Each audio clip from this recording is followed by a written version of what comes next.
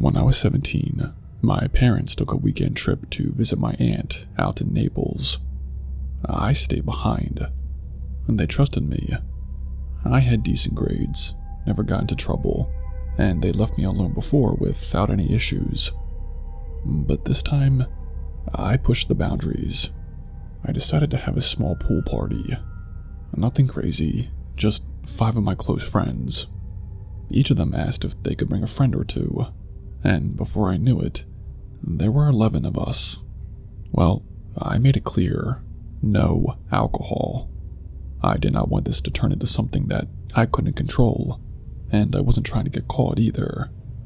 But of course, people showed up with beer and vodka. I was annoyed, but I did not stop them. I ended up having 2 drinks myself, and I'm a lightweight. By around midnight, I felt buzzed enough to know that I had to slow down. I slipped inside to grab a bottle of water and a hoagie I had made earlier in the day. The lights inside were off, except for the dim stove light in the kitchen. I remember standing at the counter, chewing slowly, when something outside caught my eye. Movement. I turned my head and looked out the side window that faced the narrow walkway between our house and the neighbor's fence. That's when I saw him. It was just a few seconds, but clear as day. Someone walking past the window, heading towards the backyard. They were wearing a white hoodie with the hood up and a black puffer vest over it, and jeans. None of my friends were dressed like that, not even close. At first, I froze. It didn't make sense. I stepped closer to the window and leaned in, trying to track where they went. I saw them disappear behind the bush that bordered the pool area. Then nothing. Well, my heart started racing. I don't know what I expected to see, but I ran outside. I figured if this guy was trying to sneak up or mess with us, I'd catch him in the act. But when I got to the backyard, everything was normal. Everyone was still in the pool, laughing, music playing low from the Bluetooth speaker. No one else was there. I stood there scanning the area, trying not to look panicked, but I must have looked pale or something, because my buddy Ryan noticed right away. "You good?" he asked. I told him what I saw, the guy in the hoodie, how he walked right past the kitchen window and headed toward the pool. They all laughed it off. "Bro, you're drunk," one of my friends said. I wasn't. Buzzed, yeah, but I wasn't imagining things. Still, they were all acting normal. No one else had seen anything, and nothing was missing. So I tried to play it off, but something still did not sit right. I decided to do a lap around the property. There wasn't much, just the small strip of grass on either side of the house and the front yard. But when I got to the side gate, the one next to the window, I saw the guy walk past. It was open, and I know I'd shut it earlier. I specifically remember closing it and clicking the latch. I did not want the neighbors seeing us in the pool that late, or worse, calling my parents. I asked a few of the guys if they had opened it. Everyone said no. One girl joked maybe it was the pizza guy from earlier, but that was over 2 hours before, and we met him out front. The gate being open unsettled me way more than I let on, because if it wasn't one of us, then someone had been out there. The rest of the night I was on edge. Every little sound made me look over my shoulder. I kept checking the gate to make sure it stayed closed. Luckily, everyone ended up crashing at my place. I was glad for that, even if they didn't believe me. I did not want to be alone. The next morning, I checked the security cameras. My parents had one pointed at the front door and the driveway, but nothing in the side yard or backyard. I told myself maybe I imagined it. Maybe it was one of my friends I did not recognize in that moment. But deep down, I know that it wasn't. The hoodie, the vest, the way he disappeared behind the bush. Nobody else saw him. Nothing was stolen. No one got hurt. But the memory still sticks with me.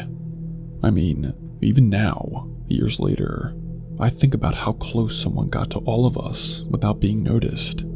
How easy it was for someone to slip in through an unlocked gate, and how sometimes the scariest things are the ones no one believes you saw.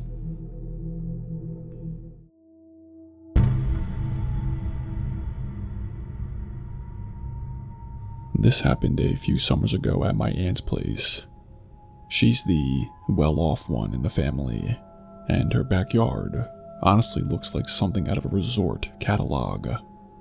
Massive in-ground pool, nice stone patio, palm trees, even one of those outdoor bar setups with the grill and fridge built in.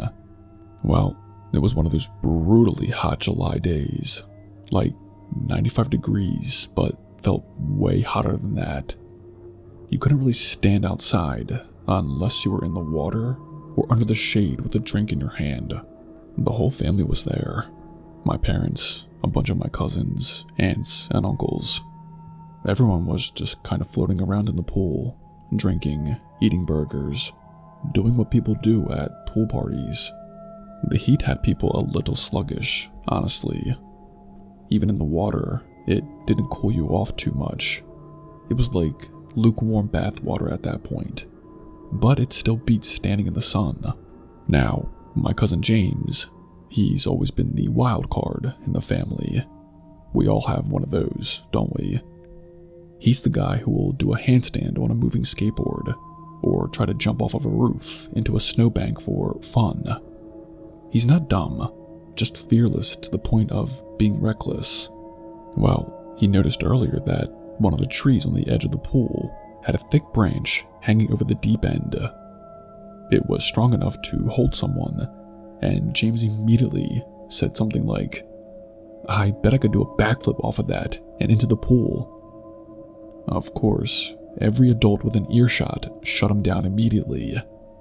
My Uncle Joe was like, "Absolutely not, don't be stupid."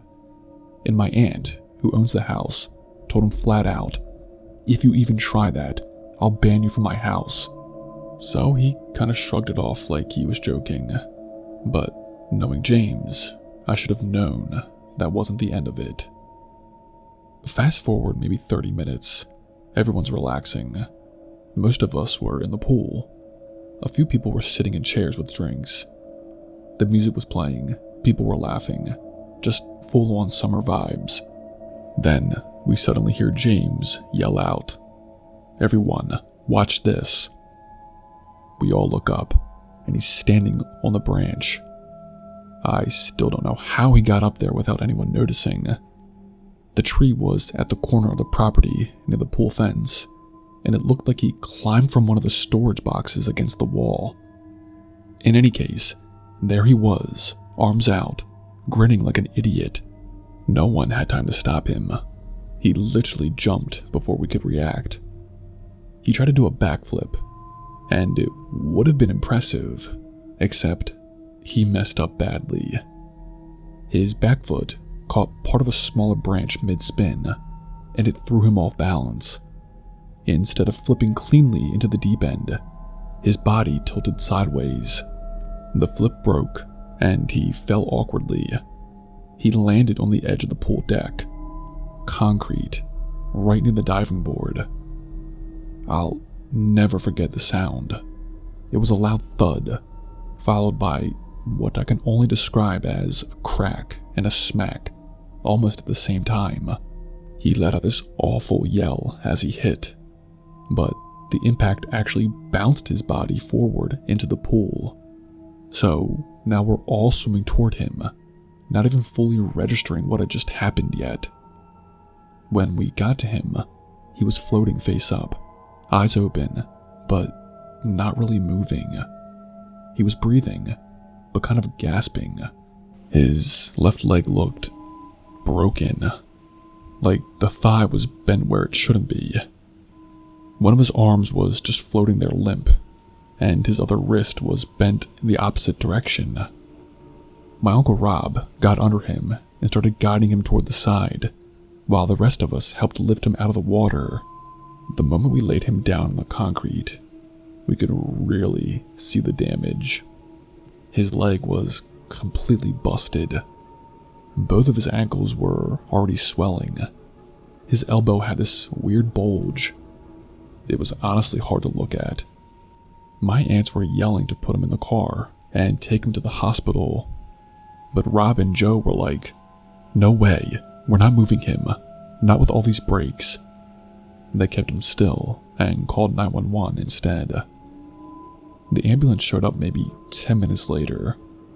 Those 10 minutes felt like an hour. James was conscious the whole time, barely saying anything, just moaning, grinding his teeth, trying not to scream. He was in shock for sure. Later, we found out he broke his left femur, both ankles, his right wrist, and his left elbow. He also had a mild concussion. The doctor said if he had hit just a few inches higher or lower, he could have either fractured his spine or hit his head hard enough to kill him. He spent weeks in the hospital and months in physical therapy. And you want to know the wildest part? He made a full recovery. Like, full. He still walks normally, still works out, still does backflips off porches and playground rails like nothing happened. He's insane. But I think about that day a lot. How fast something fun can just turn horrifying, and how close James came to being paralyzed, or worse. We laugh about it now, but none of us will ever forget that sound when he hit the ground.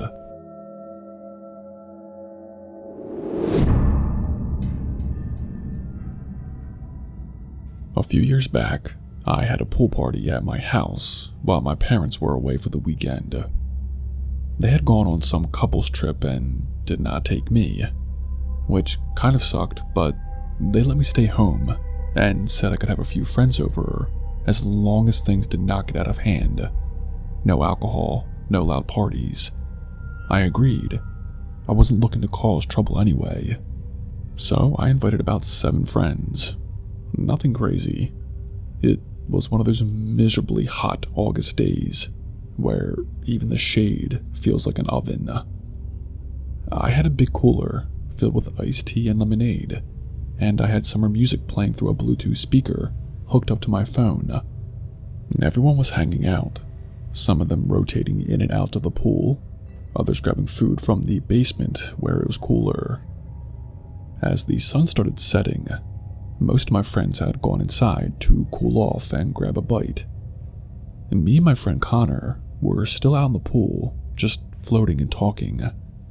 The sky was turning orange, and the backyard lights had just kicked on. That's when the music cut out, so I climbed out of the pool, a little annoyed, thinking the Bluetooth just glitched or something. I checked my phone and saw I had an incoming call from a number I did not recognize. I declined it, wiped my hands, and reconnected the speaker. The music started playing again. Not even 10 seconds later, the music stopped again. Same number calling me. I thought maybe it was one of my friends messing with me. Maybe they gave my number to someone for a prank. But just in case, I answered it. Hello?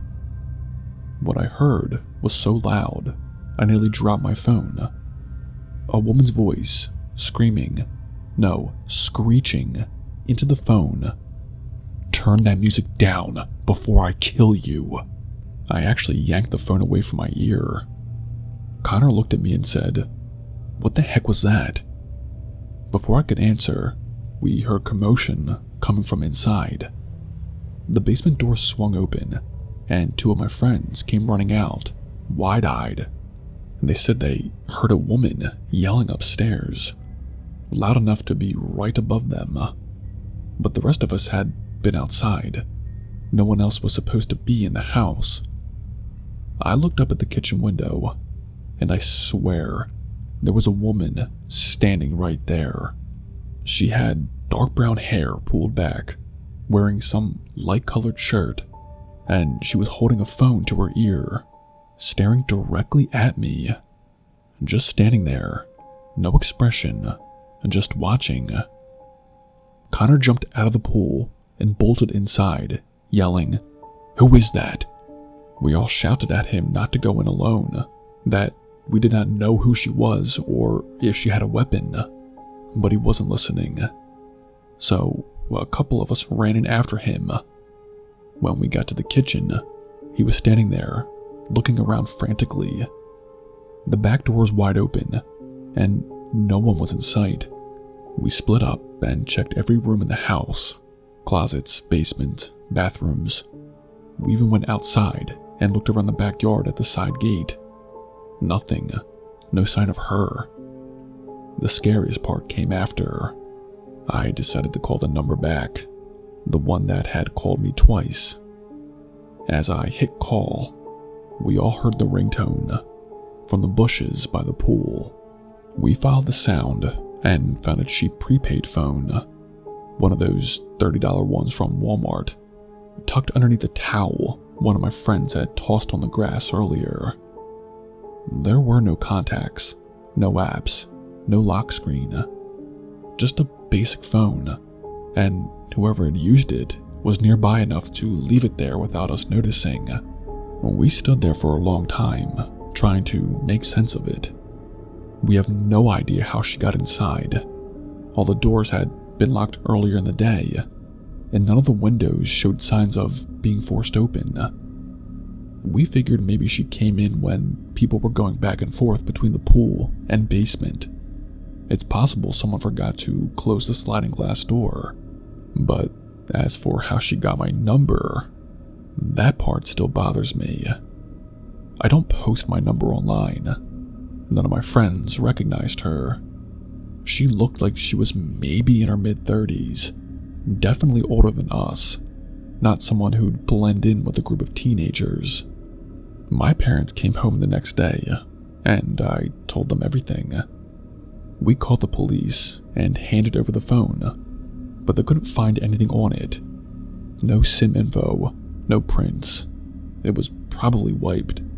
They figured it was either someone playing a twisted prank, or someone with mental issues, maybe even casing the house. But that explanation didn't make us feel better. I never had another party while my parents were gone after that, and I still don't know if that woman just wanted to scare us or was planning something worse.